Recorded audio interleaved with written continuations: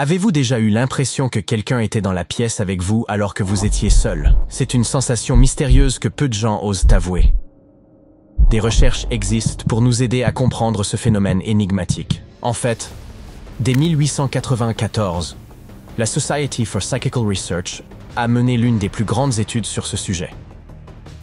Ils ont découvert qu'une personne sur 43 interrogées a vécu des visites qui semblaient impossibles et qui ne pouvaient pas simplement être attribuées au hasard. L'étude comprenait des cas de télépathie, de prémonition et d'autres phénomènes inhabituels, comme la présence nocturne avertissant un révérend d'éviter une excursion en bateau qui a ensuite conduit à une noyade. De nos jours, ces expériences peuvent être comprises à l'aide de modèles scientifiques de l'esprit et du corps. Par exemple, la paralysie du sommeil, vécue par environ 7% des adultes, a été associée à des présences. Nos muscles demeurent figés, mais notre esprit est actif et éveillé. Et plus de 50% des personnes souffrant de paralysie du sommeil rapportent avoir ressenti une présence. Bien que les présences victoriennes aient généralement été rassurantes, les exemples modernes déclenchés par la paralysie du sommeil tendent à être malveillants. Mais pourquoi la paralysie du sommeil créerait-elle une sensation de présence? Les chercheurs suggèrent que se réveiller dans une situation aussi inhabituelle amène les gens à se sentir menacés, et leur esprit comble le vide.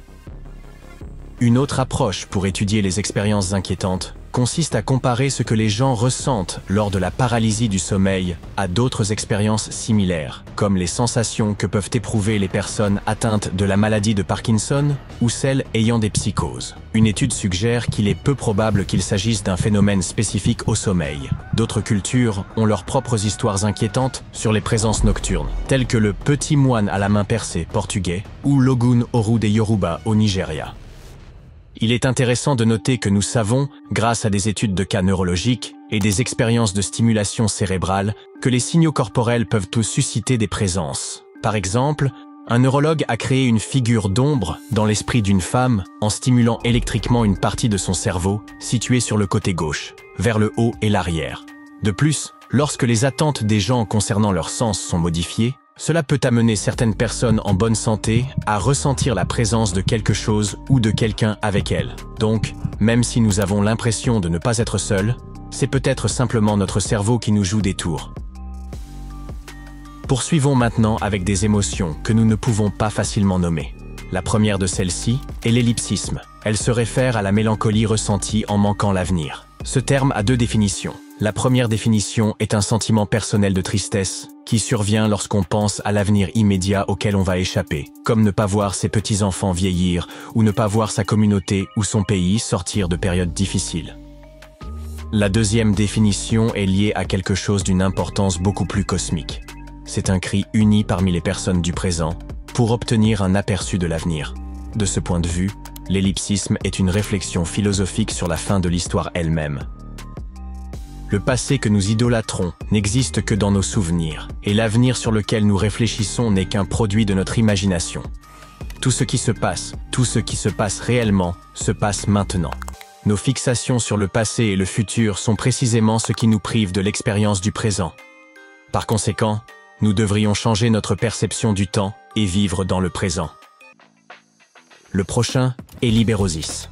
La vie d'adulte est difficile. Nous avons des factures à payer, des tâches ménagères à accomplir et des responsabilités à assumer. Parfois, on a juste envie de lever les mains et de dire « j'abandonne ». C'est ça, la libérosis, le désir de se soucier moins de tout. Redevenons tous des enfants, jouant avec nos jouets sans nous inquiéter de rien. Vous savez, comme quand vous voulez lâcher prise dans votre vie, arrêtez de vous soucier des moindres détails et commencez à jouer au volley à la place. C'est comme garder la balle en l'air avec l'aide de vos amis et simplement passer un bon moment. Avez-vous déjà repensé à une expérience passée et souhaité pouvoir dire à votre moi plus jeune que tout irait bien? C'est l'éprouvement. Un mot élégant pour décrire le sentiment de bonheur et de soulagement quant à la manière dont les choses se sont déroulées. C'est un peu similaire au dénouement, un terme littéraire sophistiqué pour la fin d'une histoire où tout se résout. Mais l'ennouement, mes amis, c'est ressentir cette douce amertume quand vous voyez enfin le résultat de quelque chose que vous avez attendu, parce que vous ne pouvez pas remonter le temps et en informer votre ancien « vous ». C'est atteindre enfin cet endroit où vous avez toujours voulu aller, mais réaliser que vous avez laissé une partie de vous-même derrière. C'est comme terminer un long voyage avec un ami. Mais ensuite, vous vous retournez et il n'est plus là. Wouhou! J'y suis arrivé! Mais alors ressentir un peu de tristesse parce que votre ami n'est pas là pour célébrer avec vous? Parfois, nous vivons des expériences qui sont très personnelles et significatives pour nous, mais lorsque nous essayons de les partager avec d'autres, ils ne comprennent tout simplement pas. Comme quand vous montrez un mème à un ami, mais qu'il ne rit pas. C'est l'exulensis, ce sentiment de frustration lorsque les gens ne peuvent pas se rapporter à nos expériences. Alors, imagine que tu essaies de raconter à ton ami une expérience incroyable que tu as vécue, mais qu'il ne semble tout simplement pas comprendre. Il hoche la tête et dit toutes les choses qu'il faut, mais tu sens qu'il ne se connecte pas vraiment à ce que tu racontes. Ce sentiment de frustration et de solitude que tu ressens à ce moment-là, c'est l'exulensis. Ce n'est pas de ta faute. Il faut une certaine capacité intellectuelle pour vraiment comprendre le point de vue de quelqu'un d'autre. Tu dois pouvoir imaginer ce qu'il ressent et pense, et ce n'est pas toujours facile. De plus, même si deux personnes traversent la même chose, elles peuvent l'expérimenter différemment. Alors, que peux-tu faire face à l'exulensis? Tout d'abord, souviens-toi que tu n'as pas toujours besoin d'être compris. Parfois, partager ton histoire avec quelqu'un qui est prêt à écouter suffit. Avez-vous déjà été debout à un endroit élevé et ressenti soudainement l'envie de sauter? Ne vous inquiétez pas, vous n'êtes pas seul. Cette sensation est appelée l'appel du vide. Malgré son nom qui peut sembler inquiétant, l'appel du vide est en réalité assez courant et n'a rien à voir avec des pensées négatives, comme l'a révélé une étude de 2012. Mais pourquoi ressentons-nous cela? Eh bien, il s'avère que nos cerveaux sont câblés pour envoyer des signaux d'alerte dans des situations potentiellement dangereuses, comme « ne touche pas à ce feu » ou « éloigne-toi du bord ». Parfois, ces signaux sont mal interprétés comme une envie de sauter ou de faire quelque chose de risqué. Donc, la prochaine fois que vous ressentez l'appel du vide, rappelez-vous simplement que c'est normal et que cela ne signifie pas nécessairement quelque chose de grave. Reculez simplement d'un pas, peut-être appeler un ami pour vous distraire. Qu'en est-il de l'envie de revoir vos films préférés ou d'écouter des chansons encore et encore? Bonne nouvelle, cela peut améliorer notre bien-être. Il y a tant de raisons pour lesquelles des visionnages répétés peuvent être épanouissants et réconfortants. Ils nous connectent à notre passé. Par exemple, regarder encore et encore la même émission familière peut nous offrir un mélange excitant de relaxation et de stimulation. C'est comme passer du temps avec un vieil ami qui peut encore vous surprendre avec quelque chose de nouveau à chaque fois.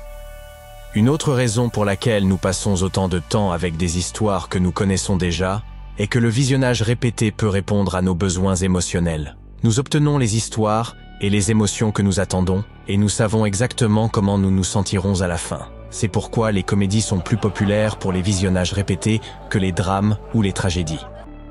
Mais ce n'est pas tout. Revoir de vieux films ou séries peut également être thérapeutique. Cela nous permet de revivre une époque dont nous gardons un souvenir chaleureux et de nous reconnecter avec des personnes de notre passé. Cela peut aussi être un moyen de faire une pause face à l'éventail époustouflant d'options qu'offrent les services de streaming, ce qui constitue le paradoxe du choix. Enfin, il y a l'effet de conjuration. Lorsque nous regardons le même film ou la même émission à plusieurs reprises, nous éprouvons un sentiment de contrôle personnel sur le dénouement. Cela peut nous donner l'impression de diriger les personnes et leurs actions, ce qui peut être très satisfaisant. Et vous voilà, profitant de la trilogie Le Seigneur des Anneaux pour la 10e fois.